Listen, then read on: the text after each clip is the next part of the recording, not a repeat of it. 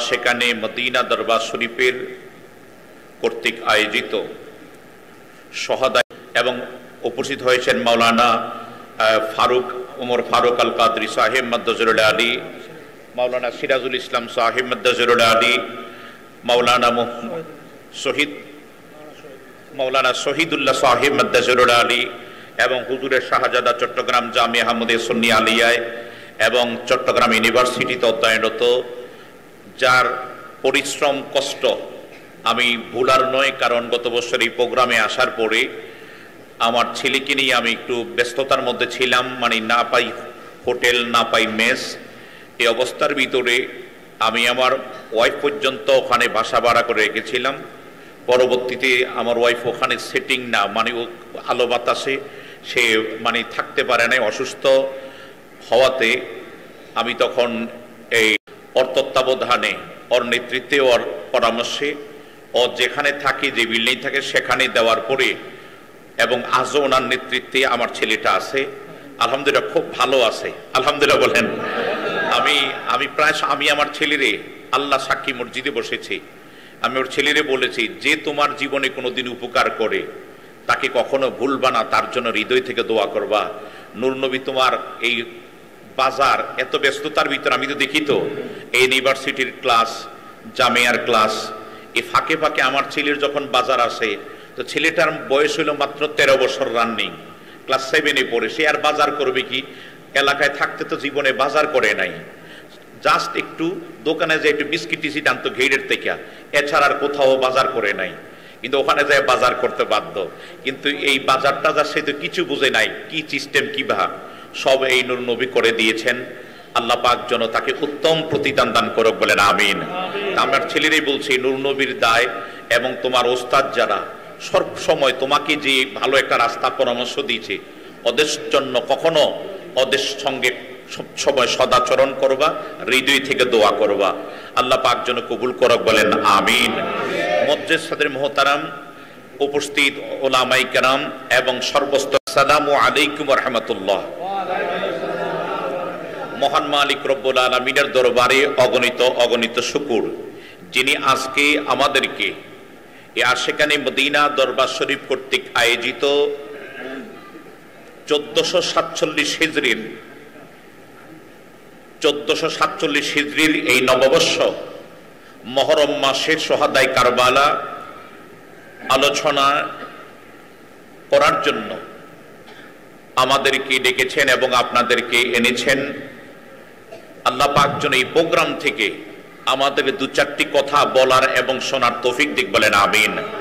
এবং যিনি শুনে আমাদের হৃদয়ে যেন আহলে বায়াতের ভালোবাসা, আল্লাহ পাকের পেরা হাবিবের মহাব্বত, ভালোবাসা নিয়ে যেন আমরা বাসায় যেতে পারি, তা না, আমরা যেন আমাদের মরণকাল পর্যন্ত যেন আমাদের অন্তরে আহলে বায়াতের ভালোবাসা থাকে। সবাই বলেন আমিন, আরো জোরে বলেন আমিন। আমি ডাইরে বামে নয়, আলোচনা ঢুকে যাচ্ছে, একটু গভীর মনোযোগ। আজকে আপনারা জানেন আজকে মূল দিবস, গতকাল রাত্র গিয়েছে, তো এরপরে এখন আমাদের এই একটা না, এখন কয়েকদিন প্রোগ্রাম আছে, কালকে সদর দক্ষিণে, এরপর যেন আমাদের সর্তা বড় পুকুর পাড়, এরপর আমার আবার যেই মহল্লায় থেকে এই কয়েকটা প্রোগ্রাম এখন হবে। বৃষ্টি মিষ্টি থাকলো এটি হবে, কারণ কেন, মানুষ আহলে বেয়াতকে যারা চিনে তারা কিনে, জোরে কোন সুবহানাল্লাহ। আমরা তো আহলে বেয়াতের প্রোগ্রাম, সোহাদাই কারবালার প্রোগ্রাম আমাদের চট্টগ্রাম ছাড়া, ওই সাইড ছাড়া, আমি বাংলাদেশে অন্যান্য জেলাতে, অন্যান্য বিভাগে এত লং টাইম প্রোগ্রাম চট্টগ্রাম ছাড়া হয় নাই। চট্টগ্রামে দেখেছি যে সোহাদাই কারবালার জমিয়তুল ফালাহ মসজিদে আজকে এই বছর 40তম প্রোগ্রাম গেছে, 40 বছর পর্যন্ত প্রোগ্রাম হয়েছে। এরা মুহররমের 1 তারিখ থেকে এই 10 তারিখ পর্যন্ত এরা 10 দিন ব্যাপী প্রোগ্রাম করে, আলহামদুলিল্লাহ বলেন।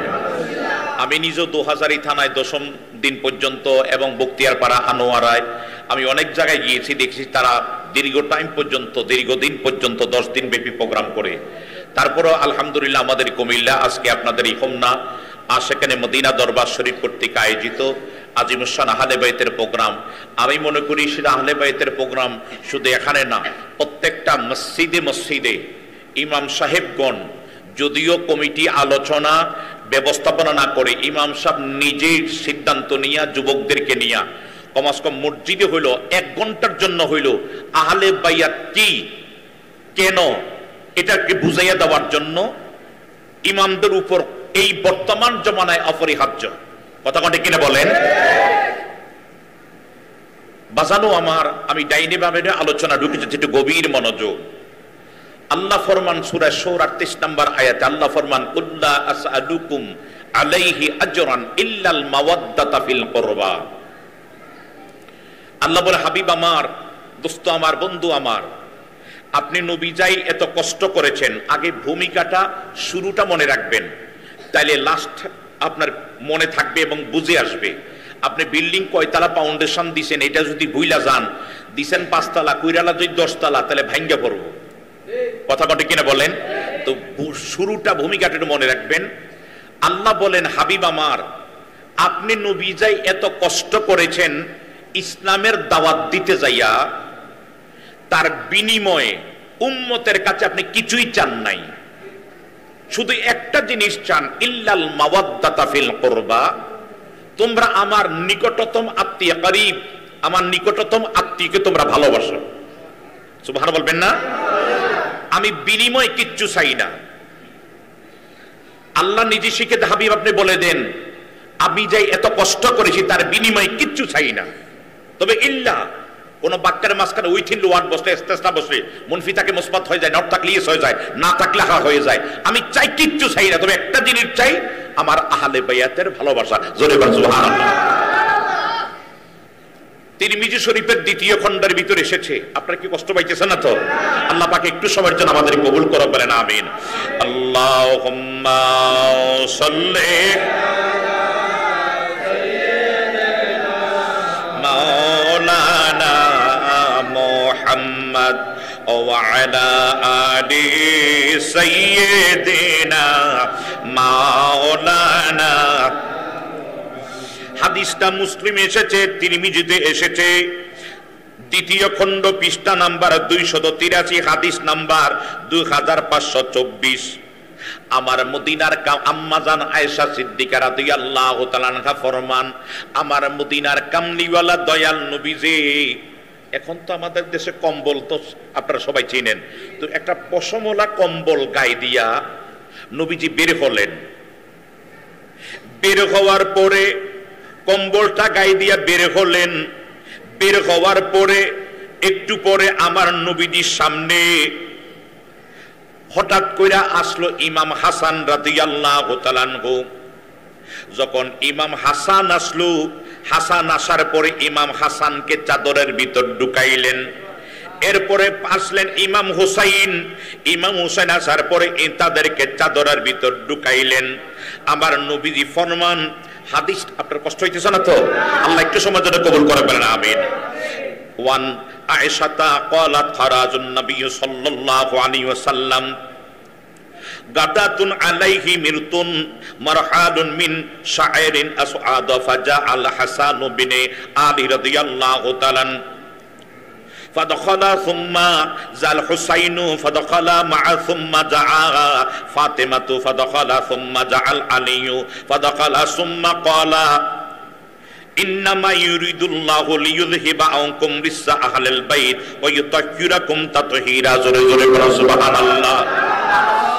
আমার মদিনার কামলিওয়ালা দয়াল নবীজি, ইমাম হাসান, ইমাম হুসাইন, মা ফাতেমা, শেরে খোদা আলী রাদিয়াল্লাহু তাআলা আনহু আসার পরে ওদেরকে চাদরের ভিতর ঢুকাইলেন। ঢুকাইয়া চাদরের ভিতর ঢুকাইলেন, ঢুকাইয়া বললেন, আল্লাহ কোরআনুল কারীমের একটা আয়াত সূরা আহজাব থেকে আবার নবী পড়ে শোনাইয়া দিলেন। মারহাবা বলেন। আমার নবীজি নিজেই পড়া হাদিসের লাস্টের ভিতরে কোরআনুল কারীমের আয়াত দিয়া বলেন, ইন্নামা ইউরিদুল্লাহু লিইউযহিবা আনকুম রিসা আহলাল বাইত ওয়া ইউতাহহিরাকুম তাতহীরা। ও আল্লাহ, আল্লাহ যাদেরকে তোমার সমস্ত পঙ্কিলতা থেকে, অপবিত্রতা থেকে আল্লাহ যাদেরকে পবিত্র দেখতে চায়, মারহাবা কোন, মারহাবা কোন, যাদেরকে সমস্ত পঙ্কিলতা দূর করে যাদেরকে পবিত্র দেখতে চায় তারা হলো আমার আহলে বায়াত। উম্মে সালামা তিরমিজিতে এসেছে, ওই টাইমে উম্মে সালামা নবীজির বিবি আয়েশা বলেন, হুজুর আমি কি এই চাদরের ভিতর প্রবেশ করতে পারি কিনা? আমার মদিনার কামলিওয়ালা নবী বলেন, না তুমি এটাতে প্রবেশ করতে পারো না, তোমার মর্যাদা আলাদা, তুমি কল্যাণের উপরে আছো। জোরে বলেন সুবহানাল্লাহ। বাইরে এই চাদরের ভিতর তুমি না, আমার এই আহলে বাইত। এখন আল্লাহ বললেন, কুল্লা আসালুকুম আলাইহি আজরান ইল্লাল মাওয়াদ্দাতা ফিল কুরবা। আপনি বলে দেন এত কষ্ট করেছেন আপনি নবী ইসলামের দাওয়াত দিতে যায়, আল্লাহর মনোনীত ধর্ম ইন্নাদ দীনা ইনদাল্লাহিল ইসলাম, মানুষের কাছে পৌঁছাইতে যাইয়া আপনি নবী তাবলীগ করতে যাইয়া যত কষ্ট করেছেন, এই তাবলীগের বিনিময়ে, তাবলীগ মানে বেঈমান কাট্টা কাফেরদের কাছে, এক কথায় বেঈমানদের কাছে দ্বীনের দাওয়াত দেওয়ার নাম হলো তাবলীগ। মারহাবা বলেন। ওই বেঈমানের কাছে আপনার ধর্ম পৌঁছাইতে যায়, আমি আল্লাহর মনোনীত ধর্মটা পৌঁছাইতে যায় আপনি যত কষ্ট করেছেন, এই কষ্টের বিনিময়ে আপনি বলে দেন আমি কিছু চাই না। উম্মত রে, আমি নবী এত কষ্ট করলাম, আমি 63 বছরের জিন্দেগিতে কষ্ট করলাম, নবুয়তি শুরু করার পরে 40 বছরে যখন নবুয়তের কাজ শুরু করলাম, আমি এমন অবস্থা ছিল খানায় কাবার সামনে আমি সিজদা দিলে মরা উটের নারী বুড়ি গুলি আমার মাথার উপর চাপ দিল, এত কষ্ট করলাম। এরপর লাস্ট পর্যন্ত বাড়ি ছাড়লাম, ঘর ছাড়লাম, এলাকা ছাড়লাম, রাতের আধারে সিদ্দিক আকবরকে নিয়ে রাতের আধারে মক্কা ছেড়ে মদিনায় আসতে বাধ্য হইলাম। মদিনা আইসাও কাফেরদের যন্ত্রণায় শান্তি নাই, মক্কার কাফেররা মদিনার ইহুদিদের সঙ্গে যোগাযোগ কইরা 17 রমজান আবার যুদ্ধের মধ্যে আমাকে যেতে হয়েছে। উহুদের মধ্যে আমি নবী এত কষ্ট করলাম, এত কষ্ট আমার দাঁত শহীদ হইয়া গেল, যেই শরীরের মধ্যে আমার আল্লাহ মশা মাছি বসা হারাম কইরা দিল, যার ছায়া মুবারক জমিনে পড়ে নাই। সুবহানাল্লাহ বলেন। আমি নবীকে আল্লাহ ওয়া রাফা'না লাকা যিকরাক এত মর্যাদা দান করলো, কিন্তু সেই আমি নবীজির দাঁত মুবারক শহীদ হইল, মাথা ফাটলো। আমি এত কষ্ট করলাম উম্মত, এত কষ্ট করলাম, এত কষ্ট করলাম, আমি কোনোদিন পেট ভরে খানা খাই নাই। আমি প্রত্যেক সময় আমি রাতের 3টার দিকে উঠিয়া, আমি 3টা বললাম বুঝার জন্য, শেষরাতে উঠিয়া তাহাজ্জুদের নামাজ পড়িয়া রব্বি হাবলি উম্মতি, দুনিয়ার ভিতরে যখন আমি দুনিয়াতে আম্মা জান আমেনার পেট মোবারক থেকে আমি দুনিয়ায় আসলাম, আয়েশা অন্যান্য বাচ্চারা ওয়া ওয়া বইলা কান্দে, আমার নবীজি ওই টাইমেও দুনিয়ার ভিতরে আসিয়া ওয়া ওয়া কান্না ছিল না, কান্না ছিল ঠিক, কিন্তু একটা আওয়াজ ছিল রব্বি হাবলি উম্মতি উম্মতি। জোরে বলো সুবহানাল্লাহ। আল্লাহ উম্মত, আল্লাহু আকবার, ইয়া রাসূলুল্লাহ, ইয়া রাসূলুল্লাহ, জিন্দাবাদ। আমি এত কষ্ট করেছি, আমি ওই টাইমে দুনিয়ার ভিতরে আসিয়া রব্বি হাবলি উম্মতি ইয়া উম্মতি, আল্লাহ উম্মত হেবা, রব্বি হাবলি, আল্লাহ উম্মত আমার করে দাও। সুবহানাল্লাহ বলবেন না? এইটা আমরা বলি, নবী আসছে এই মাত্র। আমাদের দেশে যারা বলে না নবী 40-এর পরে নবুয়তি পাইছে, ওরা আব্দুল হক মুহাদ্দিস দেওবন্দি কি মানে আল বেদাওয়ান নেহমান কিতাব মানে, এরাও দেখতেছে হ্যাঁ যে আমার নবীজি দুনিয়া আয়েশা বলে রব্বি হাবলি উম্মতি উম্মতি উম্মতি। আমি যদি বলি এগুলি আমার মুসল্লি, ভুল হবে। আপনারা কি আমার মুসল্লি? আমি কি আপনাদের মসজিদের ইমাম? তাহলে আমার মুসল্লি বলে ভুল হবে, আর এই মসজিদের ইমাম যিনি উনি যদি বলে এটা আমার মুসল্লি, রাইট হবে। কথা বলে কিনা বলে? নবী তো মাত্র আয়েশা কয় আল্লাহ উম্মত আমার করে দাও। ওমা এখনো তো নবী নবুয়তের কাজ শুরু করে নাই। যারা বলে 40 বছরের পরে নবুয়ত পাইছে, আর আমরা বলি নবী ওই টাইমে নবী ও আদম বাইনা রূহি ওয়া জাসা, যখন আদম নবী মাটি পানিতে মিশ্রিত, তখন আমার নবী ছিলেন নবী হিসাবে। যাক, আমার ওই এটা ঈদ মিলাদুন নবীর আলোচনা দিকে আমার মূল কথাটা হলো, এই নবী দুনিয়া আসছেন, আয়েশা বলতে রব্বি হাবলি উম্মতি, ও আল্লাহ উম্মতকে আমার হেবা করে দাও, হাওলা করে দাও। তাহলে বুঝা গেল নবী যখন উম্মত স্বীকার করেছে, তাহলে এখন বুঝা গেল আমি যদি বলি এগুলি আমার মুসল্লি, তাহলে মুসল্লির ইমাম। কথা বলে গেলে বলে নবী যদি উম্মত স্বীকার করেছে, তাহলে উম্মতের নবী আমার মদিনা ওয়ালা। জোরে বলতে সুবহানাল্লাহ। কিন্তু কাজটা শুরু করেছেন 40 বছরে, কাঁচা শুরু করেছেন 40 বছরে, নবী আয়েশাও কেঁদেছেন 63 বছর কেঁদেছেন। এখনো সোনার মদিনায় রওজা আতারে শুয়ে শুয়ে আমরা গুনাহগারদের জন্য কাঁদতেছেন। এই এত কান্নাকাটি আল্লাহ বলে হাবিব আপনি বলে দেন এই বিনিময়ে আমি কিচ্ছু চাই না। আপনি আমার কথা শুনতেছেন? বিনিময় কিছু চাই না আমার আহলে বাইতের ভালোবাসা ছাড়া। সুবহানাল্লাহ বলবেন না? আমার পাকে পাঞ্জাতনের মুহাব্বত ছাড়া। বাজান আমার একটু গভীর মনোযোগ অন্তরের কান লাগান বাজি। ও হে আমার জ্ঞানী গুণী সুশীল সমাজ, আহলে বায়াতের ভালোবাসার কথা বলতে গেলে রাত দিন শেষ হয়ে যাবে। শুধু একটা ঘটনা উঠাই, তারপর আপনারা বুঝবেন। আল্লাহ নিজে আহলে বায়াতকে ভালোবাসার কথা বললেন। আমার নবীজি আসরের পরে মাগরিবের আগে খাজুর পাতা দিয়ে বিস্তা বানাইতেছেন। এই টাইমে একজন শিকারী আমার নবীজির দরবারে আসিয়া একটা হরিণের বাচ্চা দিয়া কয়, নবী গো আমি নিয়ত করেছি আজকে 1 সপ্তাহ পর্যন্ত জঙ্গলে যাই, কোন শিকার আমি ধরতে পারি নাই। নবী গো আমি আজকে নিয়ত করলাম যদি আজকে আমি কোন শিকার ধরতে পারি এটা মুস্তাফার দরবারে আপনি নবীর দরবারে দিয়ে দিব। জোরে বলো সুবহানাল্লাহ। যেমন অনেক মানুষ আশেকানে মদিনা দরবারে নিয়ত করে না, মসজিদ মাদ্রাসা বিভিন্ন জায়গায় নিয়ত করে না, এরকম নিয়ত। ইয়া রাসূলুল্লাহ ইয়া হাবিবাল্লাহ, নবী গো আমি জঙ্গলে যেতে সহজে একটা হরিণের বাচ্চা ধরলাম। ওই হরিণের বাচ্চাটা ধরার পরে গো আর কোন হরিণের বাচ্চা পাই নাই, তাই নিয়ত আমার পূরণ হয়েছে। এখন এটা আপনার দরবারে নিয়ে আসলাম। আমার নবী কয় বাদ, এবার বাইদা রাখছে, শিকারী চলে যাচ্ছে। হঠাৎ করে আমার নবী কয় দাঁড়াও শিকারী, হরিণের বাচ্চা তোমারে সালাম দিছে। আমার বাজান আমাকে বলেছেন যে আহলে বায়াত শুহাদায়ে কারবালা এবং নবীর মুহাব্বত এই আসলে দুটোটা বিষয় মহাসমুদ্র। সুবহানাল্লাহ বলবেন না? দেখেন নবীর ভালোবাসা কোথায়। এই হরিণের বাচ্চা আমার সালাম দিলেন, হুজুর শিকারীকে যিনি আমারে ধরে এনেছে ওরে আপনি একটা আমার পক্ষে সালাম দিয়ে দেন। আমার নবী ওরে সালাম দিয়ে বললেন, ও হুজুর আমার শিকারী সালাম দিল, হরিণ সালাম দিল কেন? বলে শোনো, বুঝাইবার জন্য বলি, আপনারা সহজ করে বোঝেন যে আগামী দিন কোন একটা হোমনা থানার অনন্তপুরের কোন একটা লোককে কোন ডাকাইতেরা রাতের বেলায় দিনের বেলায় কোথাও থেকে কিডন্যাপ করে চোখ বাইন্দা যদি নিয়ে যায়, আপনারা বাসা বাড়ি ফ্যামিলি থানা মামলা হামলা জায়জামেলা টেনশন পেরেশান থাকবে না? কথা কন না থাকবে। এরপরে যাকে নিয়ে গেছে তেও তো ভয়ের মধ্যে আতঙ্কে আছে, কি নিয়ে কি মাইরা ফেলায় নাকি আমরা আটকাইয়া আমার ফ্যামিলি থেকে চাঁদা আদায় করে, এরকম হয় না বাংলাদেশে? টেনশনের মধ্যে আছে যে আরে আমারে আটকে নি মাইরা ফেলায়নি, নাকি টাকা পয়সা নেই, নাকি ছাইরা দেয়, আবার টাকা পয়সা নিয়েও তো মাইরা ফেলায়, কোন বিপদে আছে, টেনশনের মধ্যে আছে। হঠাৎ করে এই জাকের ধরনা নিয়ে গেছে আপনাদের অনন্তপুর একটা লোককে নিয়ে গেছে 1 সপ্তাহ, এটা কথার কথা বলতেছি। 1 সপ্তাহ পর 2 দিন পর 5 দিন পর ওর নিয়ে এমন একটা জায়গায় চোখ খুলে দিছে ডাকাইতেরা। চোখ খুলার পরে সে দেখতেছে কি এটা কোন জায়গা, কি রে এটা কোন জায়গা। হঠাৎ করে দেখতেছে সে মদিনার মাঠের মধ্যে বসে রয়েছে।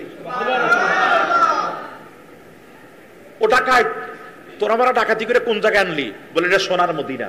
বলে দেখো না গুম্বুদে খাতরা দেখা যায়, লাখ লাখ মানুষ দেখা যায়।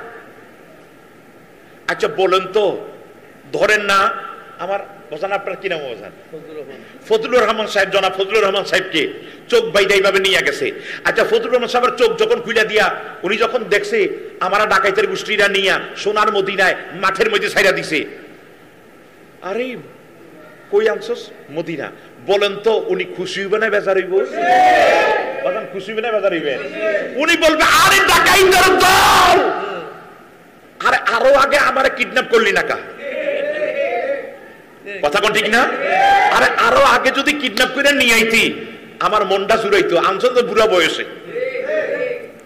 তাহলে আপনারা এই জনাব ফজলুর রহমান সাহেব উনিও নিজে বলতে হাসতেছে যে এরকম ডাকাতি যদি করে নিত অবশ্যই খুশি হইতাম। কথা কোন কিনা বলেন?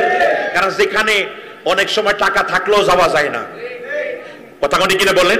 আর ওই জায়গার মধ্যে ডাকাইতেরা আমারে নিয়ে আসছে, যারা নিয়ে আসছে ওনারা নিয়ে আসছে, উনি খুশি না বেজার?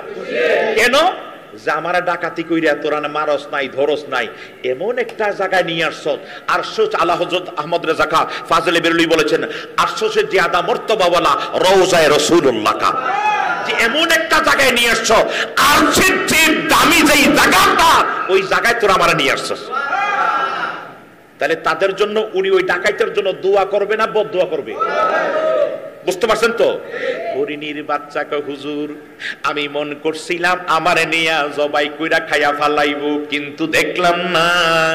আমারে দয়া আপনি দয়াল নবীর দরবারে যখন নিয়ে আসছি হুজুর, আমরা তো জঙ্গলে থাকি, আমরা জানি যদি আমরা চারি পায়া জানোয়ার বড় বড় জঙ্গলে থাকি, আমরাও জানি ওয়ামা আরসালনাকা ইল্লা রাহমাতাল লিল আলামিন, নবী শুধু মানুষের জন্য না, আমরার জন্য আপনি নবী রহমত। সেই রহমতের দরবারে আমারে নিয়ে আসছে, তাই আমি খুশি হইয়া ওই যিনি আমার ডাকাতি কইরা নিয়ে আসছে, দুইটা কিডন্যাপ কইরা নিয়ে আসছে, ওরে আমার পক্ষে থেকে সালাম দিয়া দেন, জোরে করে সুবহানাল্লাহ।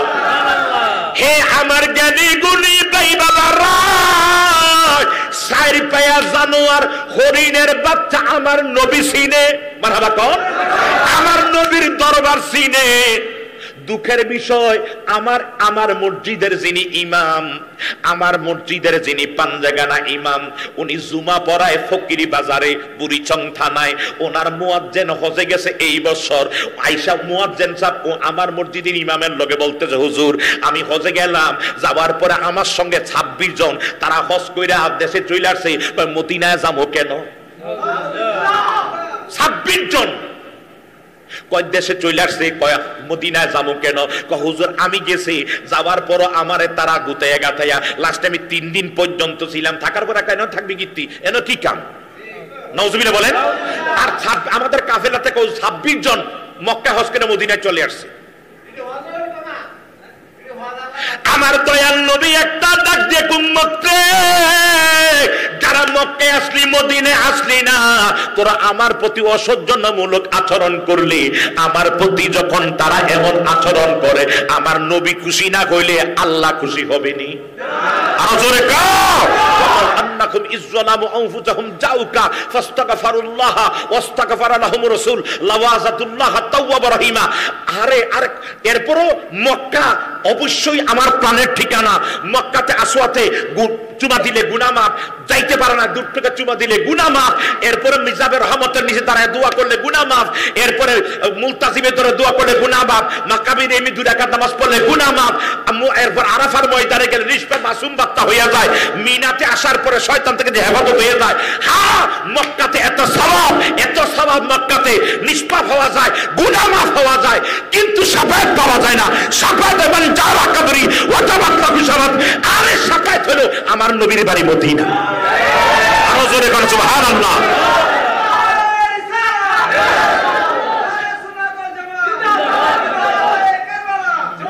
শাফায়াতের দরজা আমার মদিনাওয়ালার দরবারে।